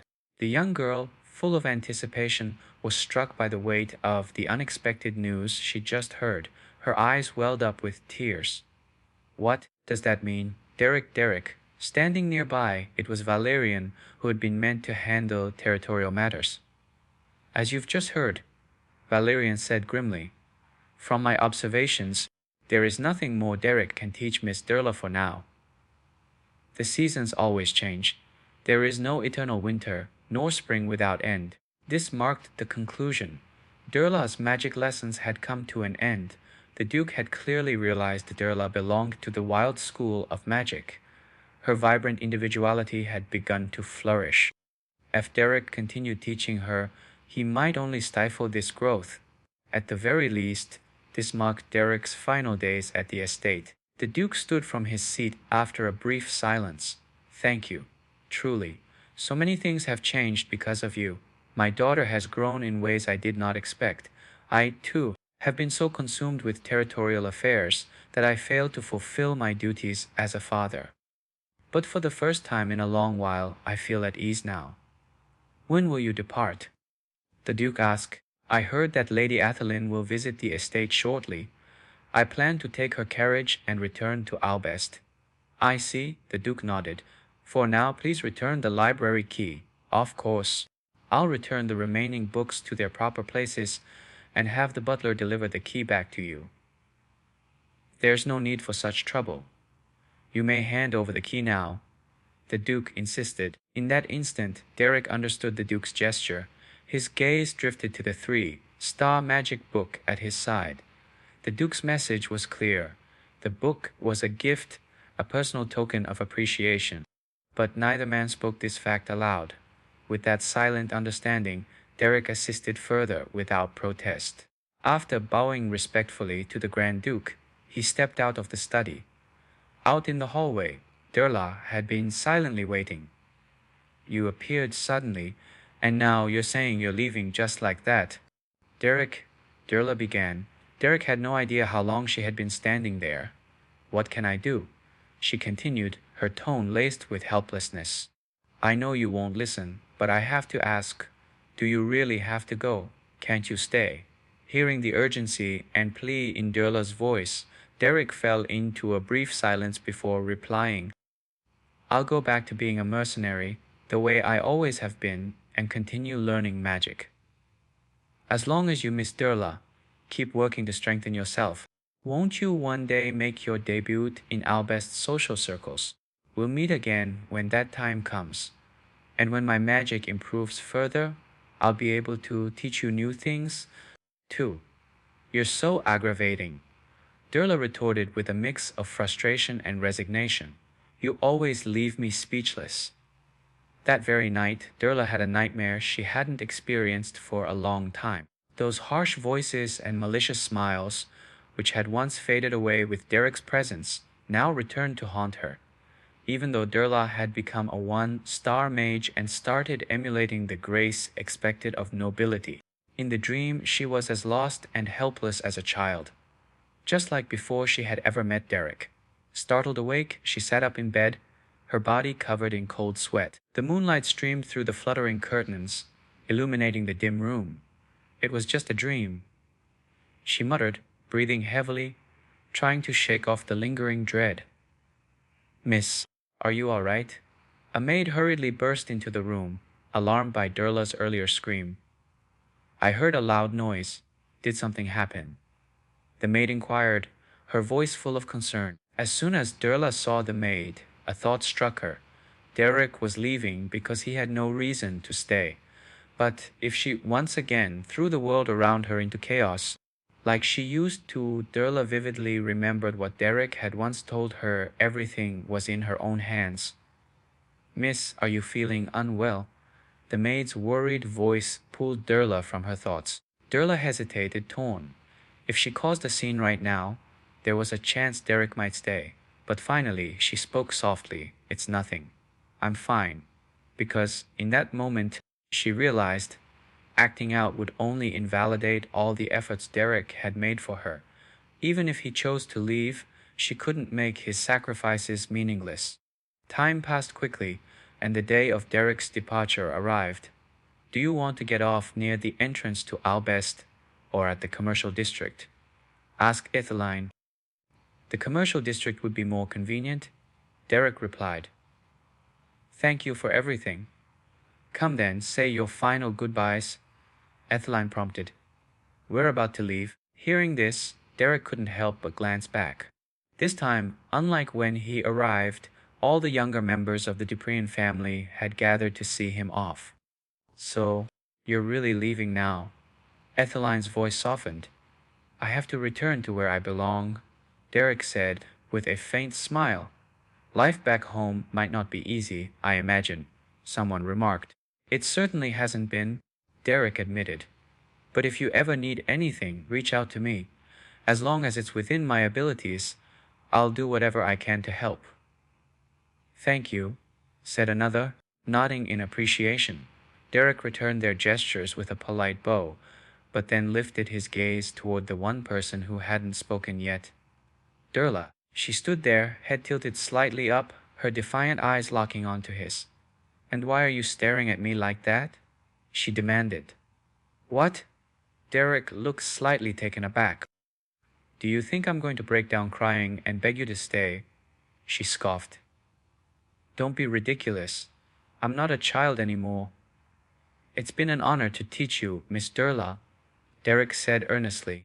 Even though I can't let you openly claim me as your teacher, I hope you'll always remember the magic I've taught you. Well, I'm sorry to disappoint you, Durla retorted. I fully intend to claim you as my teacher proudly. Even if you want a quiet life, that's just too bad. After all, you're the great teacher of none other than Durla Duprin. Derek didn't respond immediately, just looked at her quietly. That silence made Durla feel increasingly uneasy. Don't go getting yourself hurt out there while playing mercenary, she finally muttered. I'll be fine, Derek assured her. But please, Miss Durla, take care of yourself. I'm not some helpless child, she shot back. I can take care of myself now. Suddenly, Derek was struck by a memory from his past.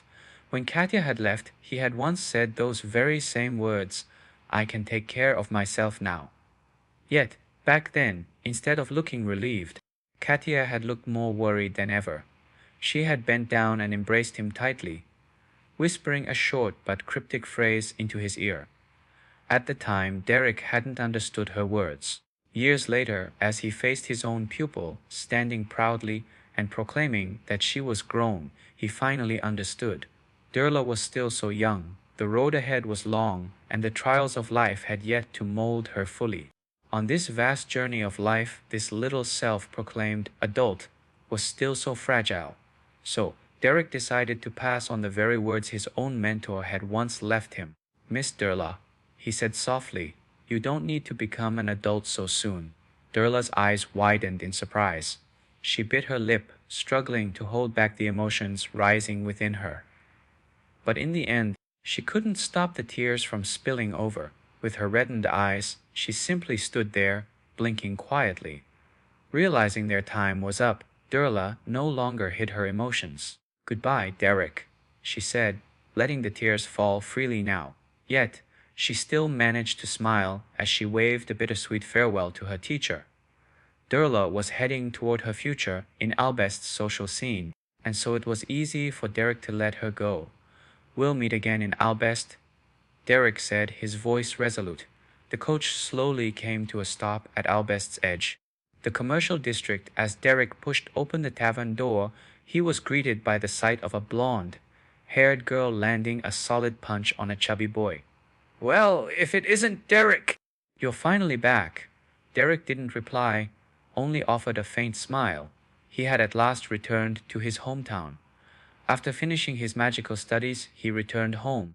It's not as fancy as the tea from noble families, but here's your favorite. Mid!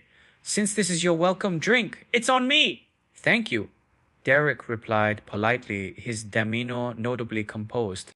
Has he always been this well-mannered? Asked one of his old friends incredulously.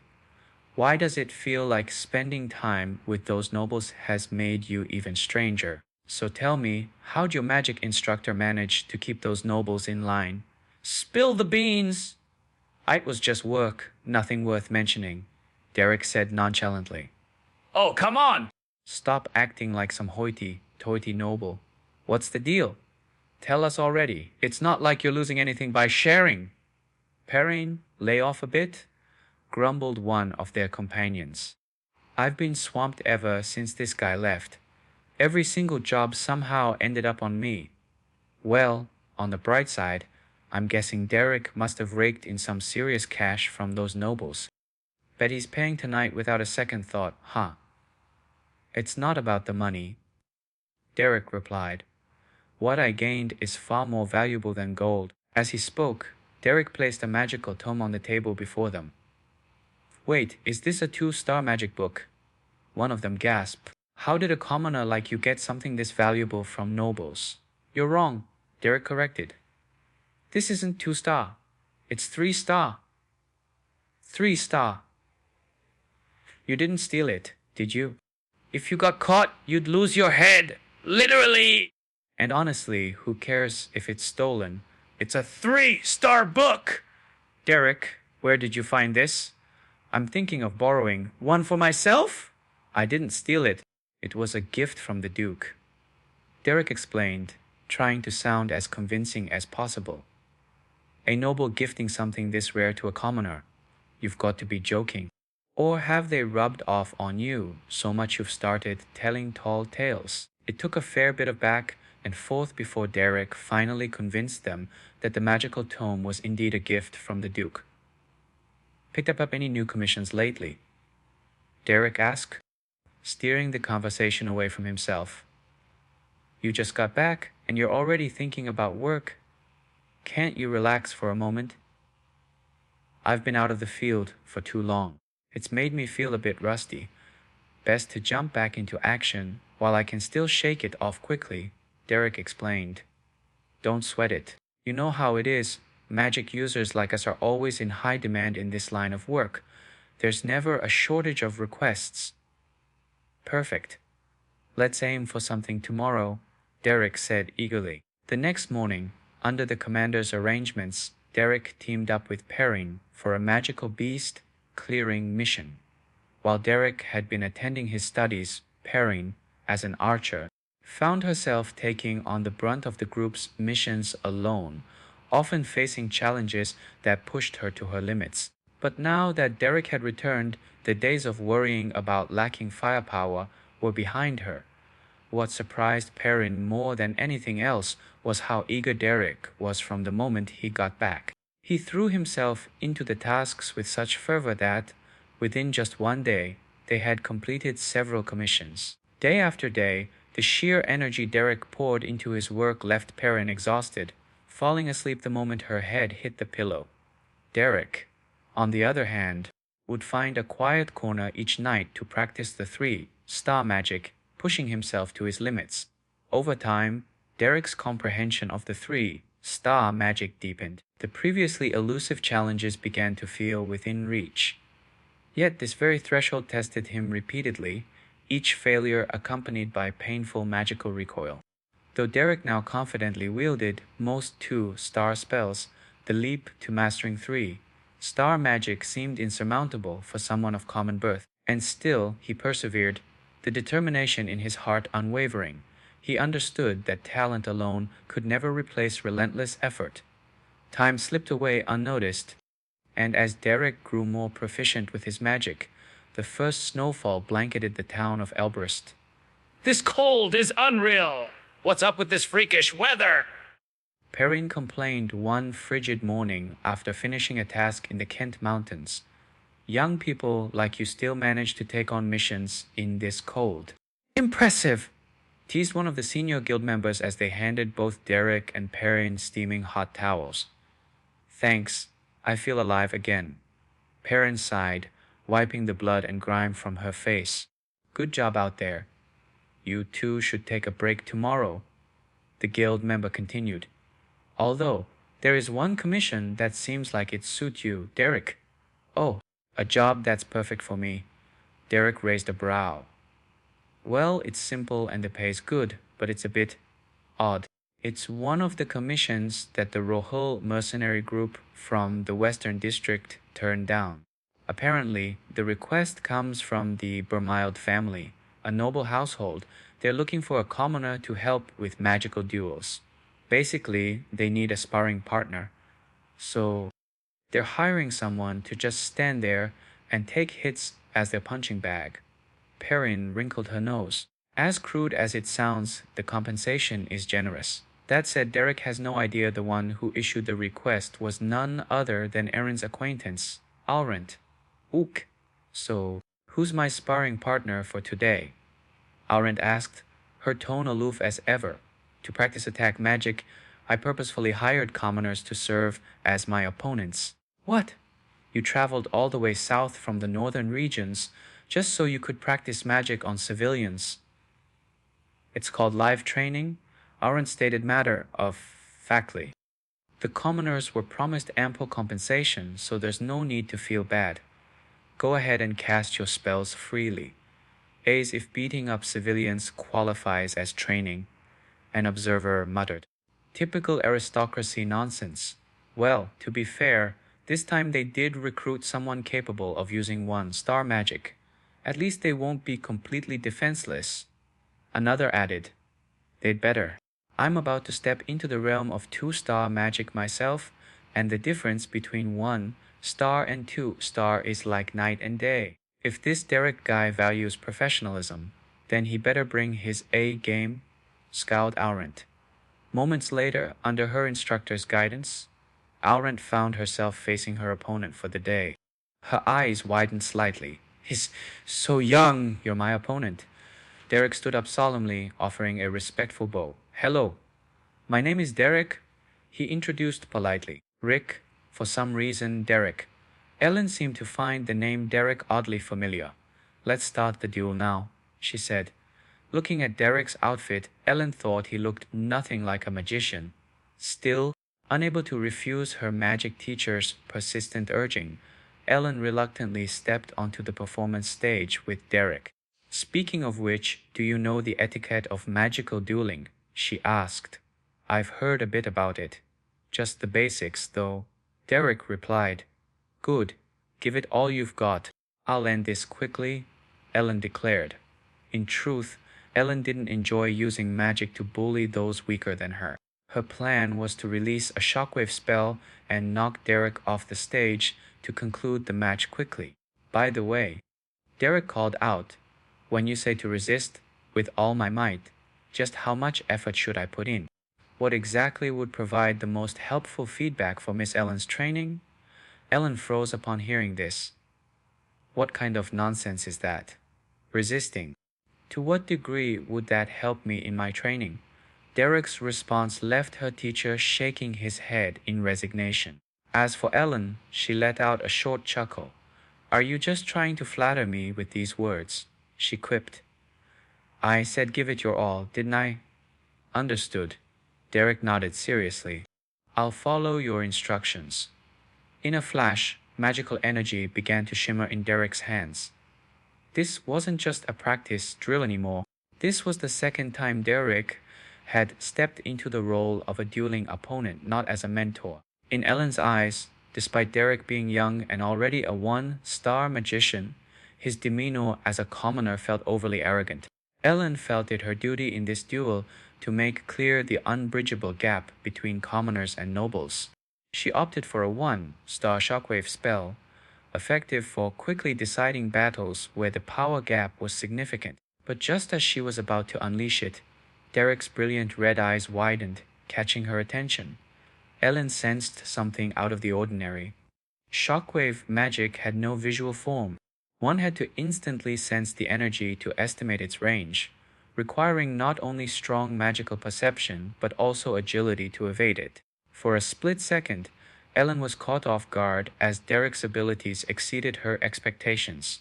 Miss Ellen, aren't you going to follow up with another attack? Derek's voice broke her concentration, leaving Ellen fuming. This cocky brat, he does have some skill, I'll admit.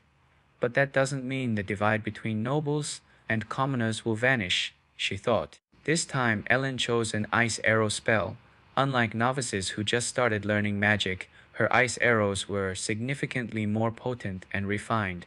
Manipulated under her control, dozens of them danced in the air like sentient beings.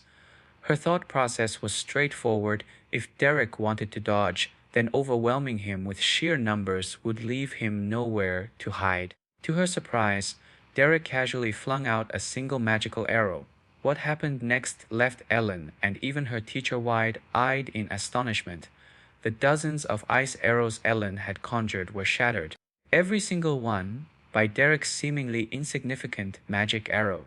By the time Ellen realized what had happened, Derek's arrow was already embedded at her feet. She couldn't believe it. How could a commoner achieve such mastery over magic? Even Ellen's teacher had to acknowledge that Derek's level of magical control was extraordinarily high, even among the best of commoners. His claim of being an experienced mercenary didn't seem far-fetched at all.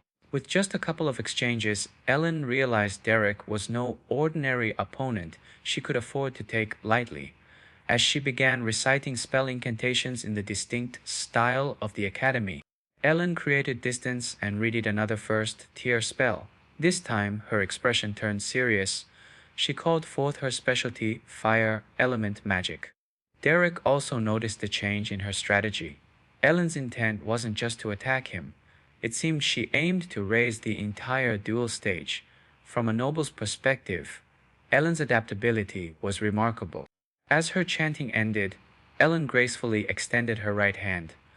Unlike the dozens of ice arrows from earlier, this time she conjured an overwhelming barrage of fire arrows, hundreds of them. This displayed one of the primary reasons noble magicians frequently outperformed their commoner peers' sheer magical firepower and energy reserves, even if Derek dodged. He would be overwhelmed by the sheer magnitude of her assault. Realizing there was no escape from such a large-scale spell, Derek immediately rallied his magical strength to shield himself. Thankfully, Derek had recently reached the 2-star magician level, otherwise, enduring this onslaught might have been impossible. Meanwhile, Ellen didn't show any signs of fatigue, even after expending such a tremendous amount of energy in one move. As the fire arrows ceased their barrage, Derek finally lowered the barrier he had maintained. Yet, the moment he dropped his defenses, he felt a faint magical fluctuation. It turned out that Ellen's earlier fire arrows were merely a diversion.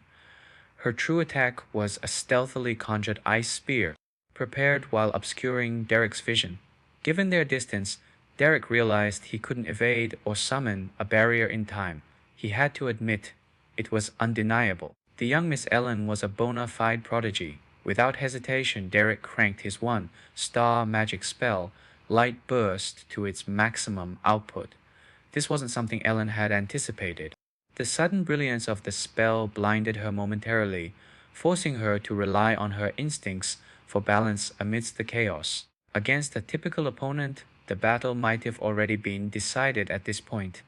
But Ellen reminded herself repeatedly, stay calm, listen, focus on every sound around you to regain control of the fight. Still, despite relying on her magical senses to dodge Derek's subsequent attacks, no audible cues ever reached her ears. That's when Ellen finally realized Derek must have been using a silence-inducing, disorienting spell. Just as she prepared to make her next move, however, Derek, as Ellen's vision returned to normal, he focused on the faint magical energy flowing through the air. Using this subtle current to his advantage, he managed to dodge Derek's enchanted blade once more. He could hardly believe his own eyes. This young boy standing before him possessed an alarmingly vast amount of combat experience.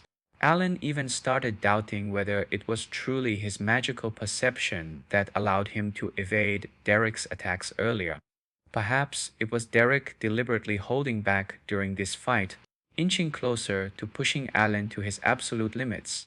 And, as if confirming Alan's suspicions, Derek suddenly launched 2 magical arrows simultaneously as Alan's sight fully returned. The force and precision of the attack left Alan with no choice but to conjure a defensive spell immediately. But just as Alan began gathering more magic for a counterattack, Derek closed the distance between them.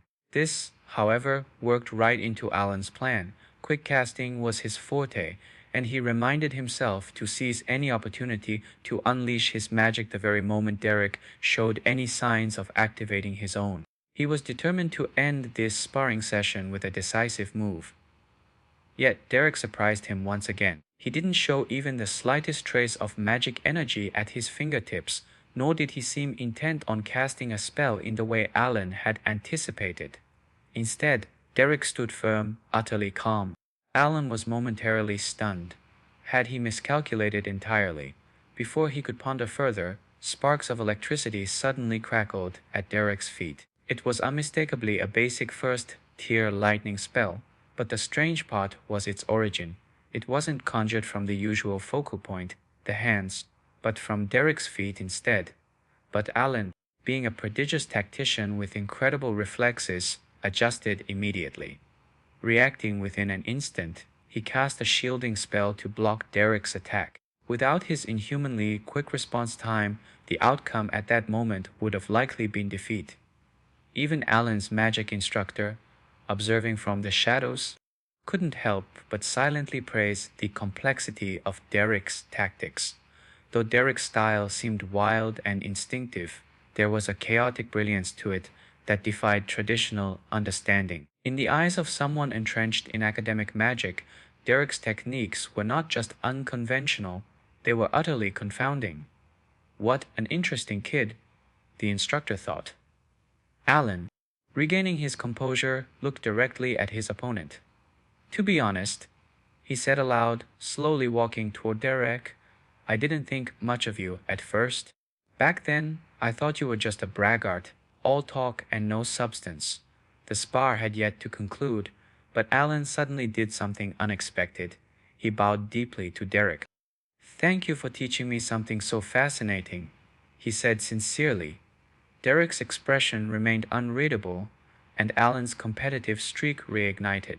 Determined to grasp the unique technique Derek had demonstrated, Alan carefully mimicked what he had seen Derek do. With just one attempt, Alan managed to replicate Derek's unorthodox magic release almost perfectly. However, attempting to best Derek at his own wild style turned out to be a grave mistake. Derek guided the flow of Alan's lightning spell, redirecting every bolt with surprising ease. Someone who only had a surface-level understanding of such unconventional magic should never try to imitate it recklessly. It would only backfire. Alan, completely unaware of his mistake, was taken aback as Derek effortlessly manipulated the energy of his spell. This was the first time Alan had witnessed a counterattack utilizing his own magic against him. Watching Derek steadily close the distance between them, Alan suddenly realized with a sinking feeling that he might not have the ability to handle what was coming next.